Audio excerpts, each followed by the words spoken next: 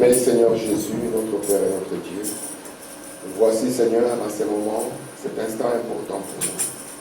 Nous tenons ici Père devant toi, parce que c'est toi qui nous as aimés le premier, c'est toi qui nous as connus, et c'est toi qui nous as rassemblés en Seigneur. Père, si nous sommes rassemblés ici, Père, ce n'est pas pour se contempler les uns les autres. Amen. Mais nous sommes venus, Seigneur, afin que nos âmes puissent recevoir de toi grâce et bénédiction. Viens avec ta parole, Seigneur. Chasse la folie de la chair. Chasse la confusion, Père. Et amène ton programme à être établi en nous. Afin que nous puissions être sages, oh Dieu. Et que cette portion du temps qui nous est impartie sur la terre, que nous puissions l'utiliser correctement, Père. Éternel notre Dieu, attache la crainte de ton nom à notre vie, Seigneur. Amen. Tu as dit dans ta parole que te craindre, Seigneur, c'est ça le début même de la sagesse. Amen. Influe cela à notre cœur, que nous soyons petits, que nous soyons enfants, adolescents ou plus âgés, Père, que nous puissions marcher tes craignances. Alléluia! David avait dit en son jour, ô Père, je serre ta parole dans mon cœur pour ne pas pécher contre toi. Laisse que, Père, il puisse y avoir une église obéissante, une église soumise, Père, un peuple attaché à toi, attaché à ta pensée, attaché à ton programme, un peuple, Seigneur, qui peut marcher dans l'humilité et te regardant que toi, Seigneur. Nous ne voulons pas des renommées des hommes, Seigneur, mais nous voulons être connus de toi, Seigneur. Tout ce dont nous avons besoin, Père, c'est que ta pensée s'installe profondément dans notre cœur et produit, Seigneur, le but pour lequel tu as placé l'homme sur la terre. Amen. Bénis la présence de mon frère. Parle-nous ce matin, Seigneur, et ramène nos cœurs à toi, oh Dieu. Alors que nous sommes ici, Seigneur, pour exprimer une seule chose, la vie. Alléluia. Accomplis-les, Seigneur. Guéris nos maladies, Père. Oh, délivre-nous, Seigneur, oh Dieu, à la paix. Et accomplis, Seigneur, oh Dieu, c'est pourquoi tu nous as placés sur la terre. Nous te prions ceci humblement, Père, au nom du Seigneur Jésus-Christ. Amen. Alors que nous sommes debout, nous allons lire la parole. Nous allons lire dans Genèse chapitre 3. Nous allons commencer au verset 20. Lisons ensemble. Adam donna à sa femme le nom d'Ève, car la mère de tous les vivants. L'Éternel Dieu fit à Adam et à sa femme des habits de peau et il les entretenit. Ici, le verset 21, si vous faites attention, vous allez voir que le premier tailleur que nous avons eu, le premier couturier sur la terre, c'est Dieu. Amen. C'est pour ça que le Dieu là va revenir dans Deutéronome et il va dire, comme c'est moi qui ai habillé les hommes différemment, j'interdis aux femmes de s'habiller comme des hommes, j'interdis aux hommes de s'habiller comme des femmes. Si vous les faites, vous êtes en abomination à l'Éternel. Amen. Continuons le verset 22. L'Éternel Dieu dit, voici l'homme est devenu comme l'un de nous, pour la connaissance du bien et du mal. Empêchons-le maintenant d'avancer sa main, de prendre de l'arbre de vie, d'en manger et de vivre éternellement. Dieu ne voulait pas voir un homme qui vit éternellement dans le mal. C'est pour ça qu'il a voulu empêcher que l'homme étant dans la chute puisse vivre dans cette condition éternelle. Regardez le verset 23. Et l'Éternel Dieu du jardin d'Éden, arrêtez-vous là. Remarquez, ce n'est pas les chassa, ce n'est pas au pluriel. Il l'a chassé. Il a chassé Adam. Et quand on chasse l'homme, il faut que sa femme le suive. Elle ne pouvait pas dire je reste, non, il faut qu'il parte. Amen, écoutez. Et l'Éternel Dieu, disons ensemble, le chassa du jardin d'Éden pour qu'il cultivât la terre d'où il avait été pris. Verset 24. C'est ainsi qu'il chassa Adam. Et il mit à l'orient du jardin d'Éden les chérubins qui agitent une épée flamboyante pour garder les chemins de l'arbre de vie. Amen. Que Dieu ajoute des bénédictions à la lecture de sa parole. Je vous salue tous au nom du Seigneur Jésus-Christ. Et je vous remercie d'être là afin que nous puissions continuer à parler du Seigneur. Amen. Amen. Je crois de tout mon cœur que c'est le plus grand privilège que nous pouvons avoir dans notre vie. de parler du Seigneur Jésus. Vous savez pourquoi? Le Seigneur Jésus, c'est la parole. Et la parole est la seule chose qui ne peut pas passer. Tout peut passer. Le ciel peut passer, la terre peut passer, le pays peut finir, mais la parole demeure. Amen. Comme vous savez, nous sommes en train de parler des sceaux, n'est-ce pas? Amen. Et nous sommes en train de parler du plan de la rédemption. De voir comment est-ce que Dieu avait toujours voulu pouvoir amener l'homme. Est-ce que vous êtes avec moi? Amen. Lorsque Dieu a créé l'homme et qu'il a placé sur la terre, Dieu avait un objectif par rapport à cet homme qu'il avait créé. Il avait un but pour lequel il avait placé l'homme sur la terre. Mais il est arrivé. L'homme a quitté le plan et la volonté de Dieu pour pouvoir faire autre chose. Vous voyez ça? Amen. Amen. Je vais revenir un peu sur ce que nous avons lu. Nous avons vu avec vous que dans Genèse 5, on nous rappelle que quand Dieu avait créé le couple, Genèse chapitre 5 dit que et l'homme et la femme, Dieu les a appelés du nom d'Adam, n'est-ce pas? Amen. Et je vous ai dit que le nom d'Ève est venu par la chute. Une fois qu'ils sont tombés, c'est là où Adam lui-même va appeler sa femme Ève. Parce que Ève sera devenue la mère de tous les vivants, alors qu'Adam, lui, n'était pas le père de tous les vivants. Amen. Amen. Et c'est ainsi où Dieu maintenant va faire quoi? Parce que quand ils vont chuter, ils vont se mettre leur propre habillement. Mais Dieu va venir dans le verset 21, Dieu va les habiller lui-même.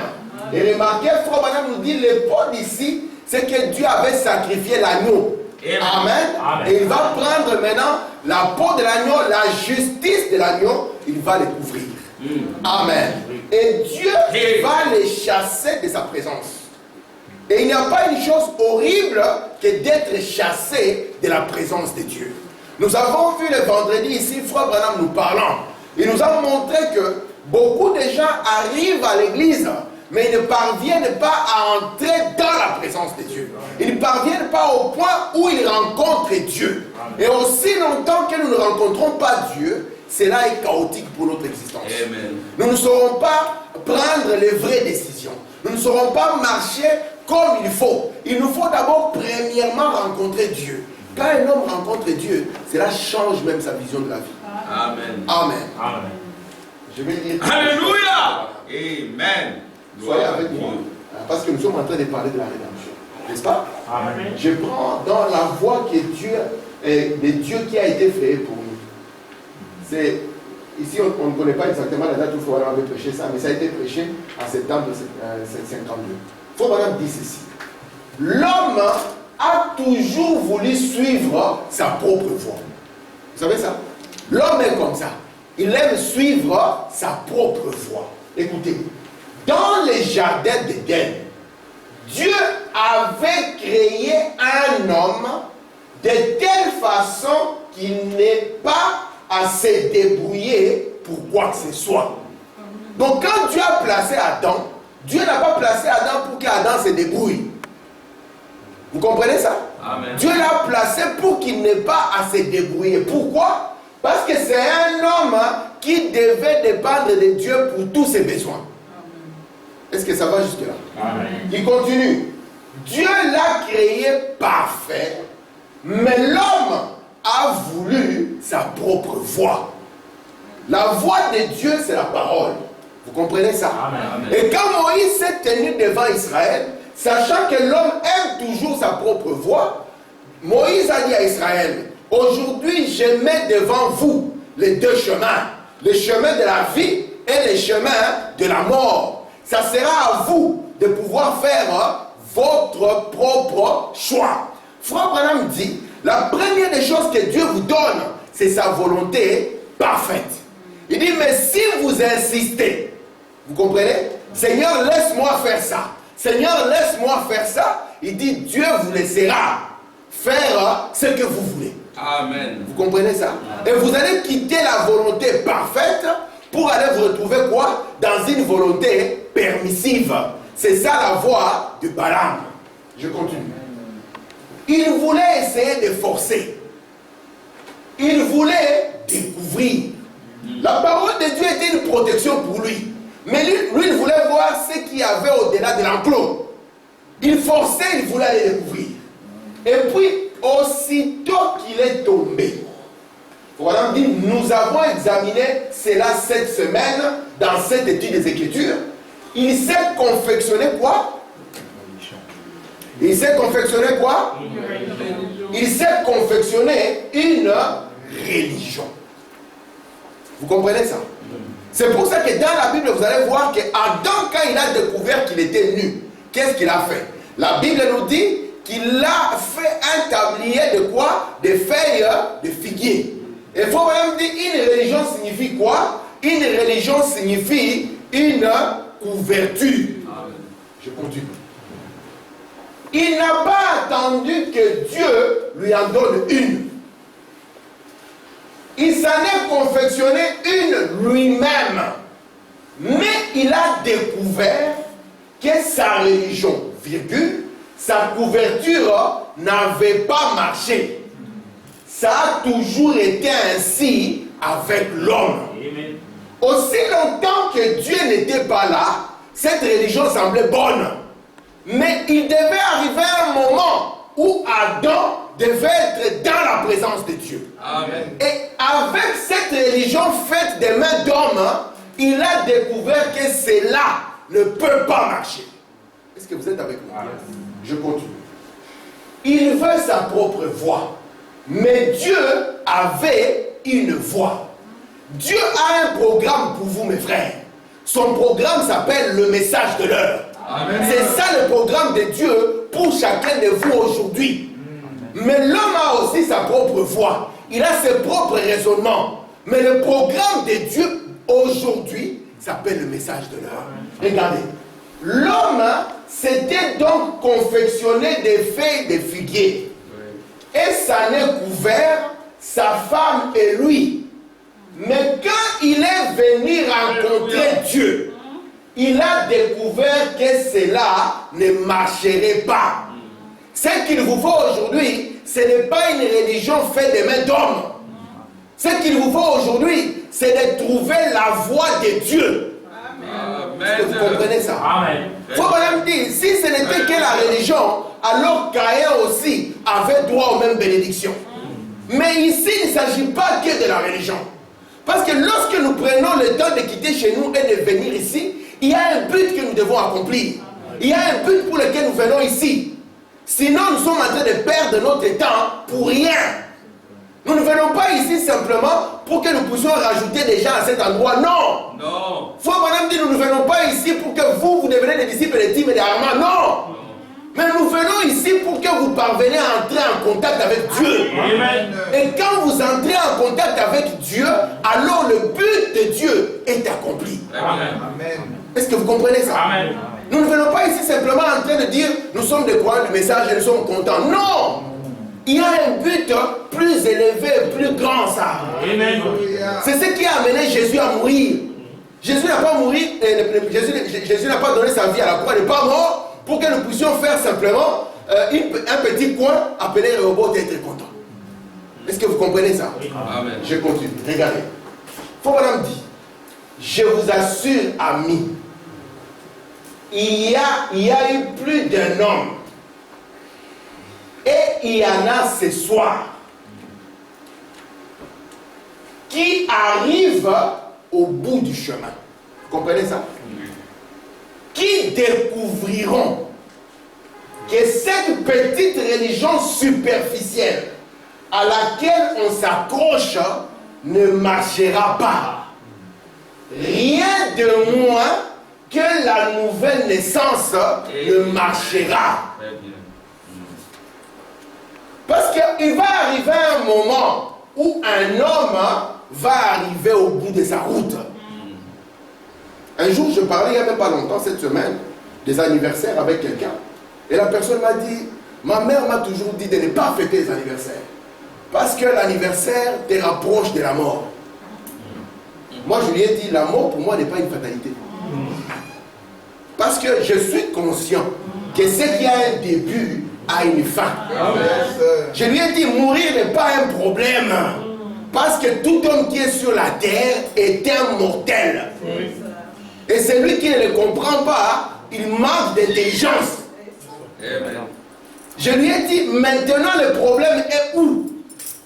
J'ai dit, le problème est de ce que l'on fait du temps qui vous est imparti entre votre naissance et votre départ. Alléluia. Qu'avez-vous fait? Vous êtes avec moi? Amen. Prenons un exemple simple. Le Seigneur Jésus que nous aimons, n'est-ce pas? N'est-ce pas que nous aimons tous le Seigneur Jésus? Amen. Celui qui n'aime pas Jésus qui lève la main. N'est-ce pas que nous aimons le Seigneur Jésus? Amen. Prenons un peu l'exemple de sa vie. Vous savez pourquoi le nom de Jésus ne peut jamais être effacé? Vous savez pourquoi? Le nom de Jésus ne peut jamais disparaître. Est-ce que vous croyez ça? Amen. Le nom de Jésus ne peut pas disparaître. Pourquoi? Parce que la période qu'il a été imparti sur la terre, il a accompli le but de Dieu. Amen. C'est pourquoi la Bible dit Dieu lui a donné un nom plus grand. N'est-ce pas? Amen. Mais si on regarde son aspect humain, il n'y a personne qui voudrait sa position. Amen. Il n'avait pas de travail, il n'avait pas de maison, il n'avait pas de femme, il n'avait pas d'enfant, il dormait dans des parcs publics. C'est ça Jésus. Mais dans son but sur la terre, vous êtes avec moi? Amen. Il était certain que chaque pas qu'il faisait, il accomplissait la volonté de Dieu. Je ne vous demande pas de ne pas avoir d'enfant. Je ne vous demande pas de ne pas avoir de maison. Mais je vous demande une chose, que vos enfants, que vos maisons, que vos voitures ne prennent pas la place de Dieu. Amen. Est-ce que vous êtes avec moi? Amen. C'est très important. C'est pour ça que quand Jésus est arrivé à la fin de son chemin, son Dieu l'a délivré. Amen. Vous êtes avec moi? Amen. Vous ne croyez pas ça? Amen. C'est la Bible qui dit ça. C'est lui qui a délivré Jésus de la mort. C'est la Bible. Amen. Parce que Jésus extérieurement était un homme. Il faut madame dire, il a soumis tout son être physique à Dieu. Afin que Dieu le conduise. Il ne s'est pas simplement calmé avec une religion. Mais il est allé plus que la religion. Parce que la religion fait des mains d'homme. Quand un homme arrive au bout du chemin, ça ne marche pas. Vous comprenez? Et Abraham dit, il n'y a que la nouvelle naissance qui pourra marcher. Est-ce que c'est vrai? Amen. Je continue. Jésus a dit, si un homme, si, c'est une condition, n'est-ce pas? C'est une condition, n'est né d'eau et d'esprit, il n'entrera, regardez le mot qui est là, en aucun cas. Mais il était bon, oui. Mais Jésus pose la question. Était-il né d'eau et d'esprit? Et continue.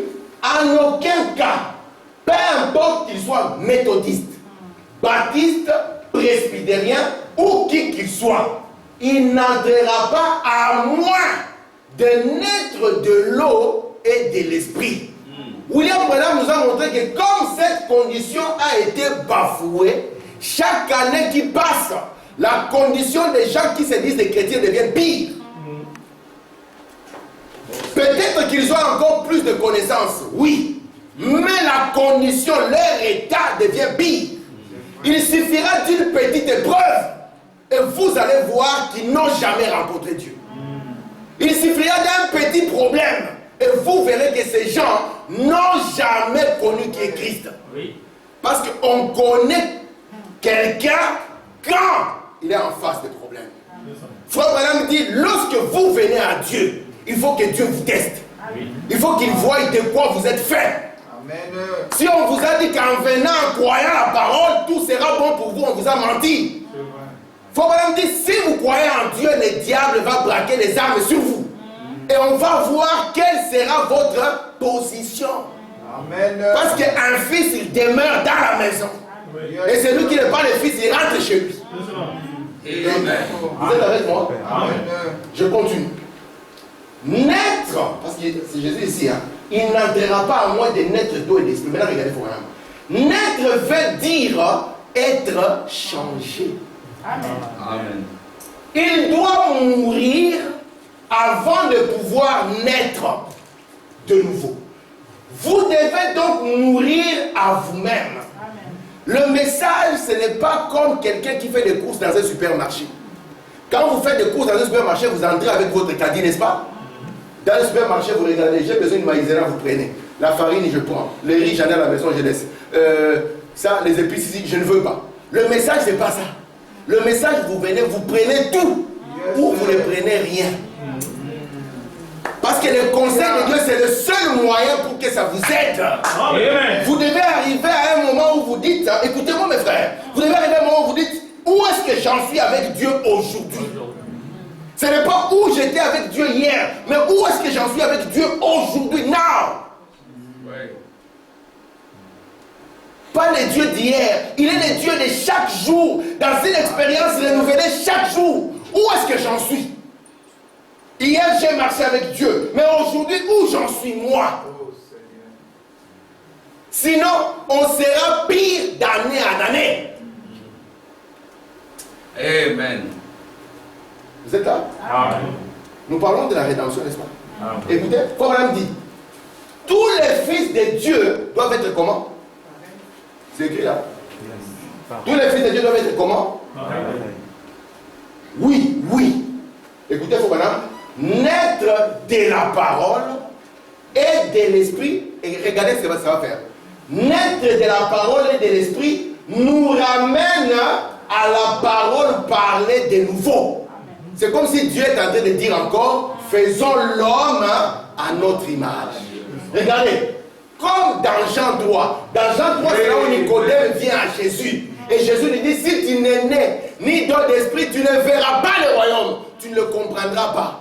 Peut-être que tu vas accepter une théorie d'un homme, mais tu ne vas pas le comprendre.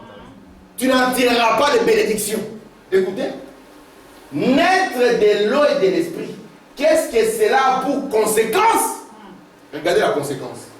Alors, cela vous ramène directement à la position que vous auriez dû occuper au commencement. Amen. Voyez-vous la raison de la mort de Christ? Donc Christ n'est pas mort pour qu'on ouvre des églises, non. Christ est mort pour que vous soyez capable d'être ramené à la position que vous deviez avoir au commencement. C'est quoi cette position, frère-t-il? Regardez. Voilà la raison de la mort de Christ. Qu'est-ce qui nous ramène directement? C'est ce qui nous ramène directement à quoi?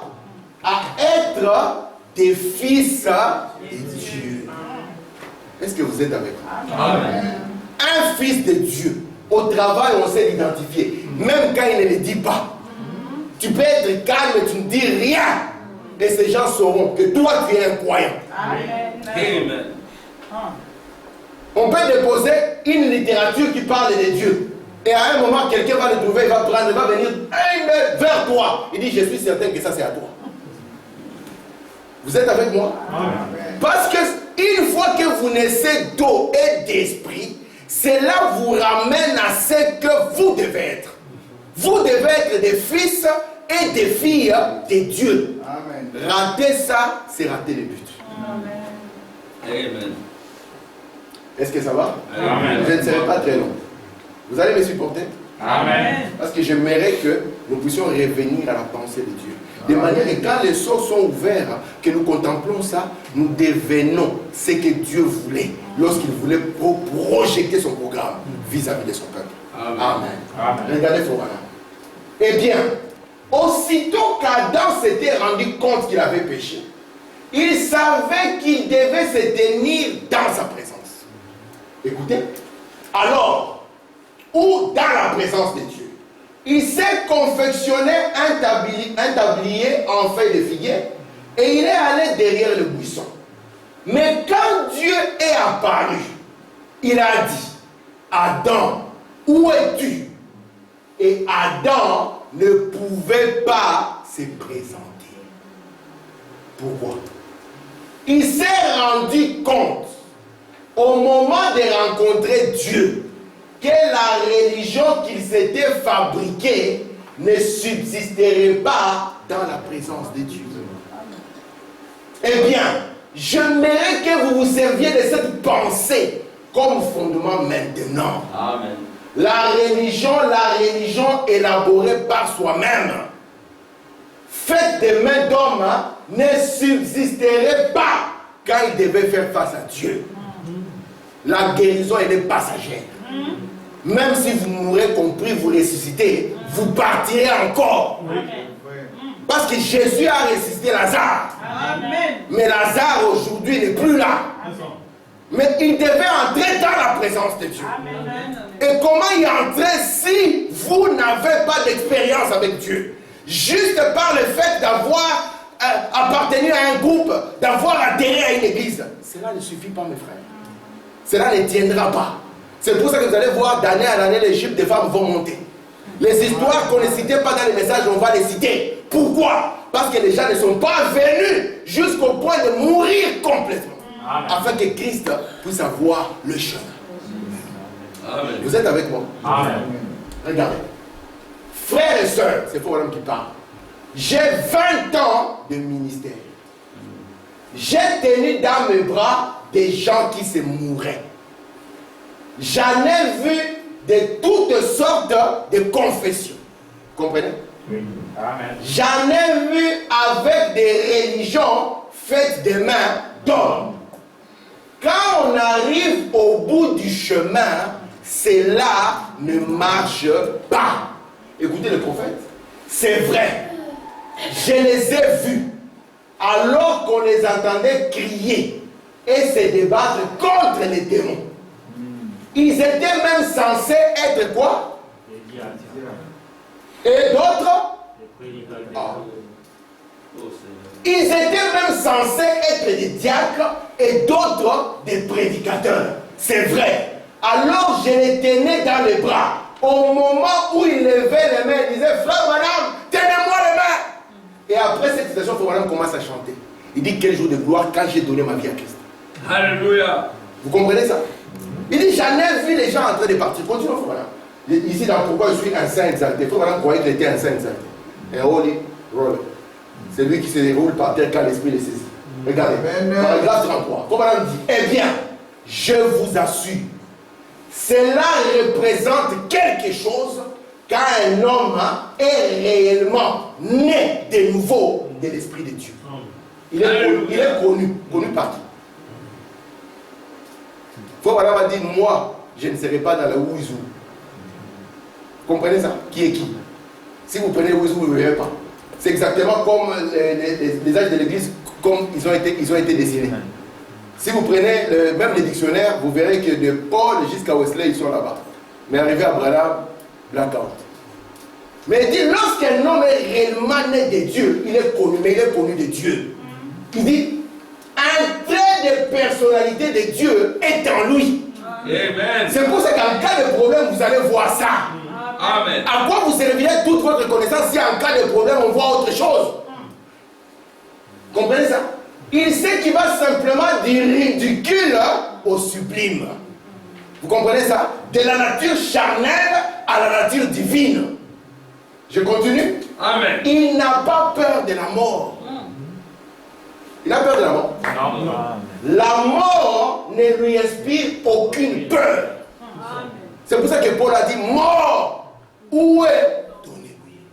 Je continue. Oh là là, un homme, une fois en Christ, il est affranchi de la mort, du péché, de la maladie, de la tristesse et tout. Amen.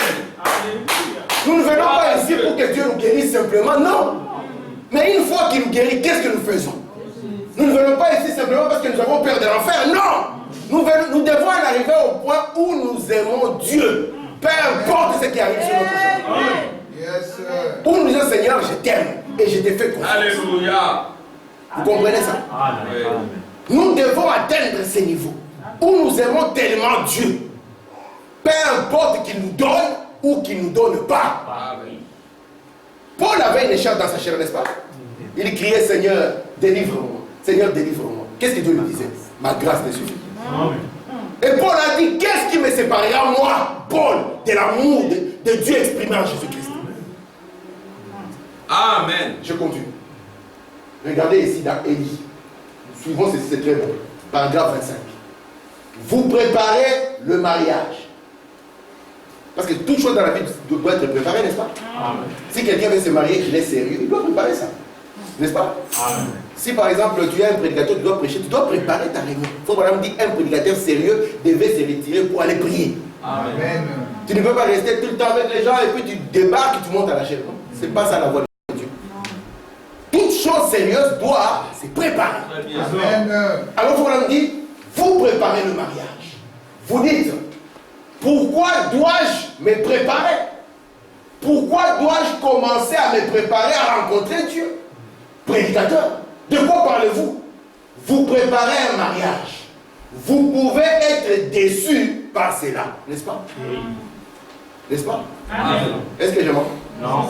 Vous pouvez préparer un beau mariage. Les gens arrivent et mangent très bien. Et un mois plus tard, monsieur est de son côté, madame est de son côté.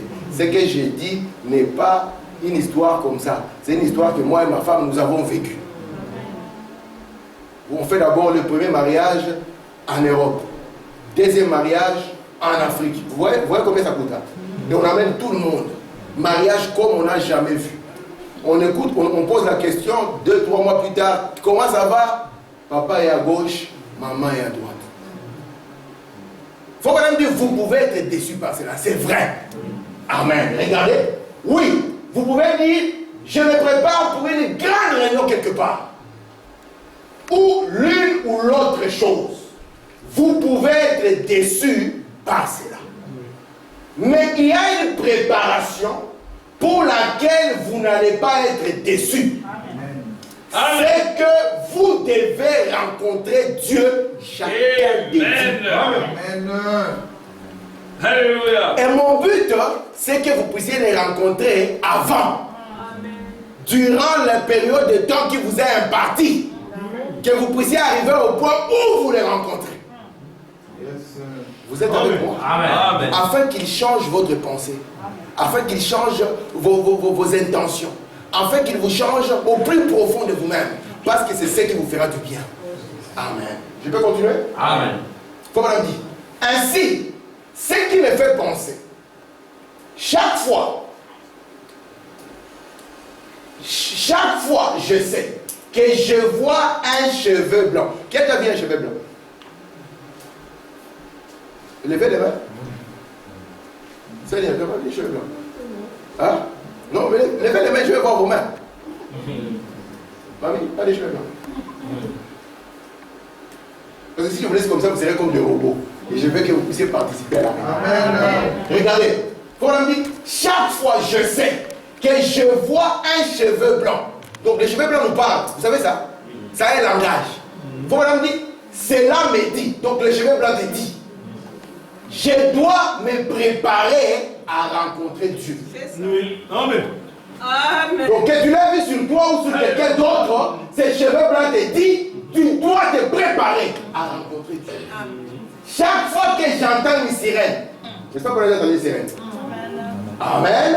Je sais que je dois rencontrer Dieu. La sirène là ne sonne pas pour quelqu'un d'autre. Un jour ça pourra sonner peut-être pour toi. Je continue. C'est un temps de préparation.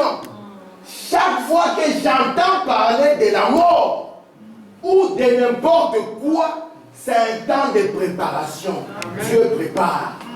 Je continue. Quand vous voyez ces choses, que vous voyez la maladie, que vous voyez les cabinets du médecin, que vous voyez ces choses, c'est un avertissement.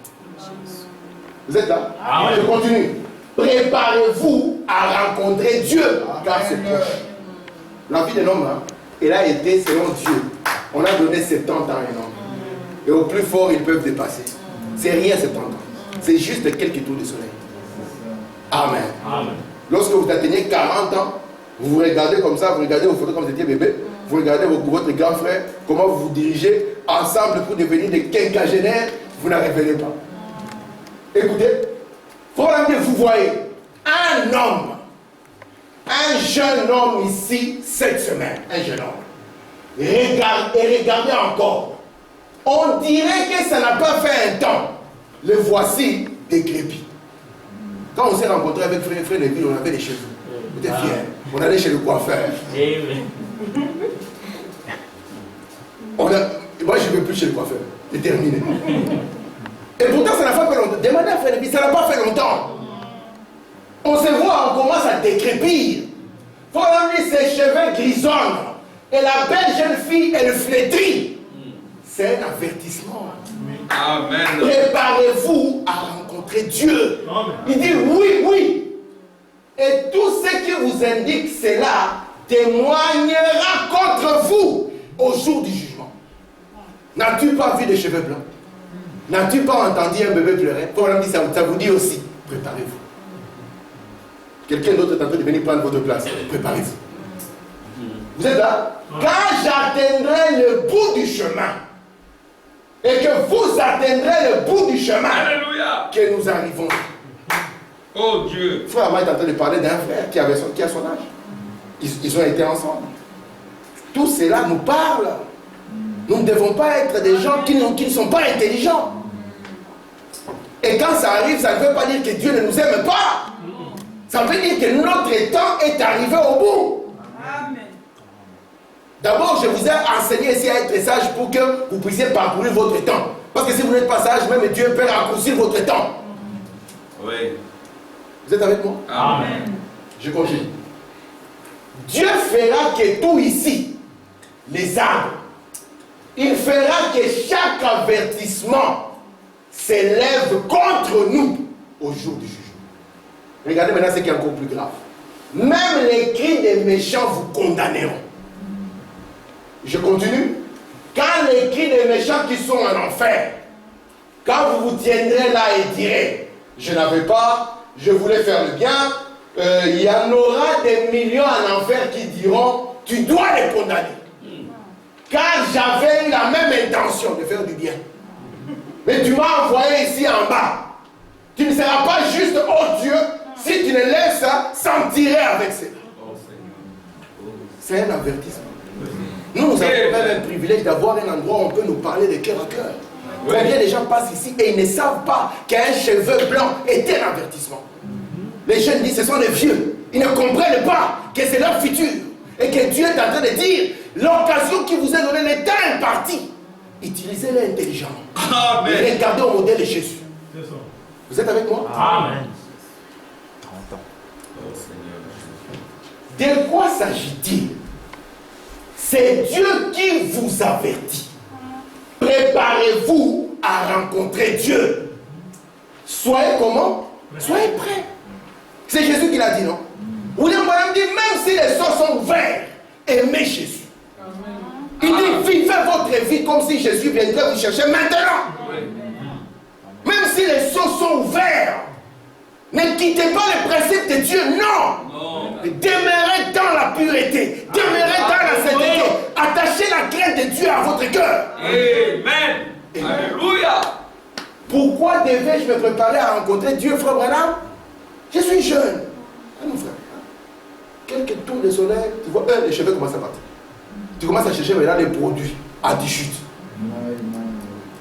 Frère Hébert avait trouvé quelque chose pour nous. On a tous couru là-bas, pas de solution.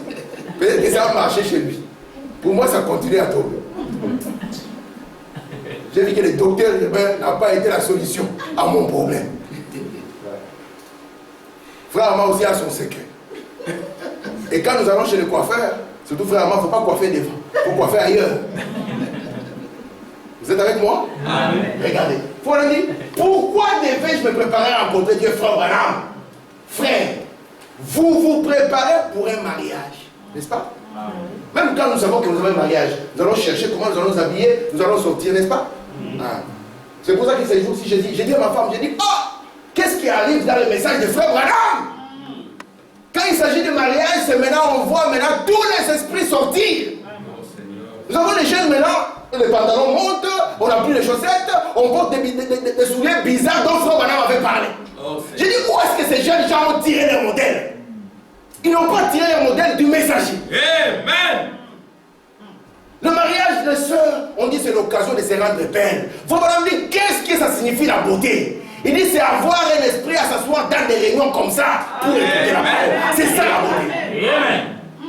Gloire à Dieu. Les mariages, tous les coups sont permis. On met de ceci, on met de cela. Vous rencontrez quelqu'un, vous lui dites, vous êtes une sœur du message de Frère Branham. Quand il s'agit de danser, c'est là où on dit que la danse est venue du ciel. William Branham dit, j'aime la musique de l'église quand elle joue comme une musique de l'église. Il dit pas du boogie-woogie dans l'église. Très bien. Ma femme sait que moi je n'écoute pas n'importe quelle musique. Très bien. Commencez à vous balader, j'ai dit ok c'est bon, ça j'ai connu. J'ai pas besoin de ça. Frère Branham dit, il y a des musiques même qui ne jouent pas dans ma voiture, dit Frère Branham. Il dit parce que ça chasse l'esprit. Et avons-nous. Amen. Nous savons que l'ange du Seigneur qui venait vers Frère Branham n'aimait pas n'importe quelle chanson. Très bien. Amen. Gloire à Il y a Dieu. des chansons quand on chantait l'ange de Dieu. Et avons-nous. Alors qu'est-ce qui arrive comme les gens ne rencontrent pas Dieu à temps? C'est ça. C'est pour ça que chaque année ça devient pire. Frère Branham dit il y a un autre doigt qui leur montre une autre direction. Quand on dit aux sœurs, soyez des sœurs naturelles et fières. Vous les noirs, vous êtes les seuls qui portez les cheveux des autres races. Quelle honte. Et les autres ne portent jamais vos cheveux. Vous avez tout, des Indiens, des Pakistanais, tout le monde, sauf vous-même. Oh Seigneur. Et pourtant, Branham est venu vous rendre fiers. Vous êtes avec moi? Amen. Merci Seigneur. On dit, une femme naturelle n'est pas belle. Qui vous a dit ça? Je vais aller même plus loin. Même la Bible a dit que la beauté est noire. Amen. Vous êtes avec moi? Amen. Ça, c'est Nia qui est bien blanc. C'est moi et toi ici. Regardez, je continue. Lorsque vous voyez ces choses arriver, préparez-vous à rencontrer Dieu. Amen. Chaque fois que vous voyez un cheveu gris sur votre tête, cela signifie que vous ferez mieux de vous préparer à rencontrer Amen. Dieu. Vous savez, chaque jour que je me lève, je suis conscient que je suis mortel. Je n'éloigne pas cette réalité de ma vie. Chaque jour je me lève, je comprends que c'est Dieu qui me donne encore son souffle. Merci Seigneur. Et c'est pour ça que nous disons merci Seigneur. Amen. Laisse que maintenant le Dieu qui nous a donné ce souffle, que nous puissions bien l'utiliser. Alléluia. Oh Seigneur. Amen. Oh Seigneur. Chaque fois que vous passez devant l'établissement d'un entrepreneur de pompes funèbres, cela signifie que vous devez vous préparer à rencontrer Dieu. Amen. Chaque fois qu'un bébé naît, ah, la sœur a eu un bébé, on court à la maternité, on ne sait pas que c'est un message. Souvenez-vous, préparez-vous à rencontrer Dieu. Chaque fois qu'un cortège funèbre passe, quand on était petit, on nous a appris que quand ça passait, on devait s'arrêter, n'est-ce pas? C'est l'aspect de la religion, c'était bien, on s'arrêtait. On montrait quand même du respect par rapport à la vie qui est la longue qui a vécu. Mais on oubliait que c'est un message aussi pour nous. C'est pas que Dieu ne l'a pas aimé, ça n'a rien à voir. Amen. Ça montre simplement que son temps est arrivé à la fin. Mais la question demeure, qu'as-tu fait de ton temps? Faut madame dit, nous sommes devenus des voleurs. Nous volons même les temps de Dieu. Nous venons à l'église quand nous voulons, comme nous voulons, selon nos propres priorités. N'est-ce pas? N'est-ce pas? Amen. Je continue. Chaque fois que vous entendez l'avertissement de l'évangile, préparez-vous. Amen. Amen. Je suis jeune. Non, mon frère, ne te trompe pas. Je dois vivre ma vie, mais de quelle vie tu parles? Je dois aussi... Mais quoi, frère? Sois intelligent. Dehors, il n'y a rien. Amen. Tu risques de le comprendre à 60 ans, après avoir perdu tes dents. Je continue. Je suis ici dans les sérieux de l'oration. Voilà, me dit maintenant. Voici la chose dont je vais parler ce matin. J'arrive à la fin.